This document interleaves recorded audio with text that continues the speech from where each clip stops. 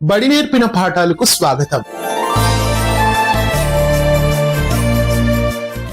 పిసినారి ధనయ్య. బాలాపురం గ్రామంలో ధనయ్య అనే పిసినారి ఉండేవాడు. అతడు నేతి వ్యాపారం చేసేవాడు. అందరితో బాగా మాట్లాడేవాడు. అలా తన వ్యాపారాన్ని పెంచుకున్నాడు. వ్యాపారం పెరిగే కొద్దీ ధనయ్యకు దురాశ పెరిగింది. నెయ్యి కల్తీ చేసి అమ్మడం మొదలు పెట్టాడు. బాగా సంపాదించాడు. రాజయ్య ఆ ఊరి పెద్ద. అతని ఇంట్లో పెండ్లి. 6 డబ్బాల నెయ్యి కావాలని రాజయ్య ధనయ్యను అడిగాడు. ధనయ్య ఆయన ఇంటికి కూడా కల్తీ నెయ్యి పంపాడు. ఆ నేతి వంటకాలు తిన్న వారందరికీ వాంతులయ్యాయి. అది తెలుసుకున్న రాజయ్య కోపంతో ధనయ్యను పిలిపించి పంచాయతీ పెట్టాడు.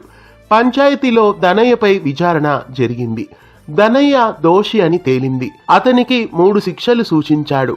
ఏదైనా ఒక దానిని ఎన్నుకోమన్నాడు. 1000 రూపాయలు జరిమానా చెల్లించమన్నారు. అమ్మో రూపాయలా చెల్లించలేను అన్నాడు.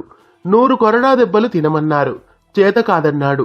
కల్తీ నెయ్యి 1 కిలో తాగమన్నారు.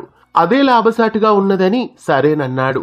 నెయ్యి తాగడం మొదలుపెట్టి పూర్తిగా తాగలేకపోయాడు. సరే 100 కొరడా దెబ్బలు తింటానన్నాడు. 50 దెబ్బల వరకు ఓర్చుకున్నాడు. ఆపై తట్టుకోలేకపోయాడు. చివరికి 1000 రూపాయలు జరిమానా కూడా చెల్లించాడు. దురాశ వల్ల పిసినారి ధనయ్య అన్ని శిక్షలు అనుభవించాడు. పిసినారి ధనయ్యకి తగిన శాస్తి జరిగిందని ఊళ్ళో వాళ్ళంతా నవ్వుకున్నారు. ధనయ్య మాత్రం తన పిసినారితనంతోనూ ఆశపోతుతనంతోనూ వరుసగా అన్ని శిక్షలు అనుభవించి అసలు అదే సరైన శిక్ష అనిపించుకున్నాడు. చూశారు కదా పిసినారి ధనయ్య పాఠ్యాంశం.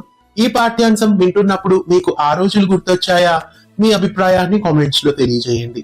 ఇలాంటి మరెన్నో అప్డేట్స్ కోసం ఛానల్ ని సబ్స్క్రైబ్ చేసి గంట కొట్టేయండి.